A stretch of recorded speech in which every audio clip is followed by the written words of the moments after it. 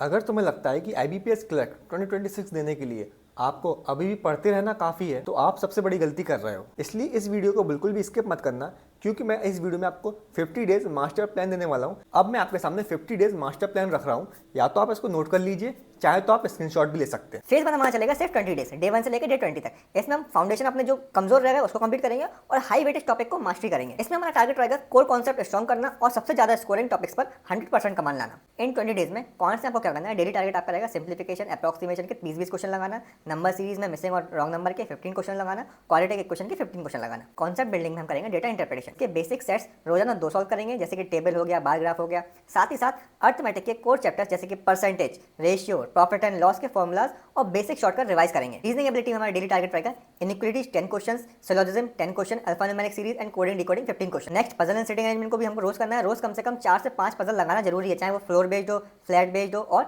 Simple circular या linear arrangement. English language में सबसे पहला डेली टारगेट रहेगा हमारा रीडिंग कॉम्प्रिहेंशन। अच्छा, जो टॉपिक पहले लिखा है उसी टॉपिक वाइज आपको करना है, उसी के हिसाब से मैंने यहाँ पे नोट किया है। रीडिंग कॉम्प्रिहेंशन एक साथ डेली लगाएंगे, error spotting 10 question daily, parajumbles 5 question daily. Vocab में आप डेली 10 न्यू वर्ड्स जो हमारे एडिटोरियल में निकलते हैं सिर्फ वही याद करिए। फेज 2 हमारा रहेगा 15 डेज का, day 21 to 35। Speed, accuracy and sectional marks में हम ज्यादा ध्यान देंगे। इस पूरे फेज में हमारा टारगेट रहेगा टाइम मैनेजमेंट को इंप्रूव करना और स्पीड बिल्डिंग का। पॉइंट्स में हम फोकस करेंगे अर्थमेटिक के बाकी बचे हुए चैप्टर्स, जैसे कि टाइम एंड वर्क हो गया, स्पीड, टाइम एंड डिस्टेंस हो गया, SICI हो गया, मेंसुरेशन। इनके हम सारे मॉडरेट लेवल के क्वेश्चन हमको प्रैक्टिस करनी है। साथ ही साथ हमको प्रैक्टिस करनी है मिसिंग DI, जैसे कि केसलेट DI हो गया, और अर्थमेटिक बेस्ड क्वेश्चंस भी हमको लगातार करने हैं 25 क्वेश्चन डेली। नेक्स्ट रीजनिंग में हमको करना है फोकस मॉडरेट लेवल पजल्स पर, मिसलिनियस क्वेश्चंस पर, जैसे कि ब्लड रिलेशन हो गया, डिस्टेंस एंड डायरेक्शन हो गया, ऑर्डर एंड रैंक। स्ट्रेटेजी रहेगी पजल सॉल्व करते वक्त टाइमर का यूज करेंगे, जरूर ध्यान रखिएगा। टारगेट हमारा रहेगा एक पजल 2 या फिर 2.5 मिनट में सॉल्व हो जानी चाहिए। नेक्स्ट इंग्लिश में हम फोकस करेंगे cloze test, fill in the blanks और वर्ड स्वैपिंग करेंगे। इंग्लिश के सेक्शनल क्विजेस देना शुरू करेंगे, और ताकि जिससे हमारा 20 मिनट में मैक्सिमम अटेम्प्ट हो सके। फेज 3 रहने वाला हमारा 10 दिन का, जिसमें हम 36 से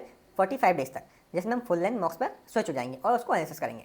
टारगेट रहेगा हमारा एग्जाम टेम्परामेंट बिल्ड करना और वीक एरियाज को फिक्स करना। Next very important point, rigorous analysis. Mock देने के बाद कम से कम 1.5 घंटा एनालिसिस करेंगे। देखो कि किस क्वेश्चन में ज़्यादा टाइम लग रहा है, कौन से क्वेश्चन में आप ज़्यादा फंस रहे हैं, कौन सा करने में दिक्कत हो रही है और कहाँ हम नेगेटिव मार्किंग कर रहे हैं। एंड आफ्टर एनालिसिस हमको रिवीजन जरूर करना है। जो टॉपिक्स बार बार गलत हो रहे हैं उनके कॉन्सेप्ट को दोबारा रिवाइज करना है और उनके 20 से 30 एक्स्ट्रा क्वेश्चन पर प्रैक्टिस करनी है। फेज 4 हमारा सिर्फ 5 दिन का रहने वाला है, 46 से 50 डेज तक। Final, finishing and confidence boost करेंगे। लास्ट बचे हुए 5 दिनों में हमें क्या करना है, वेरी इंपॉर्टेंट, मॉक टेस्ट कैसे देना है।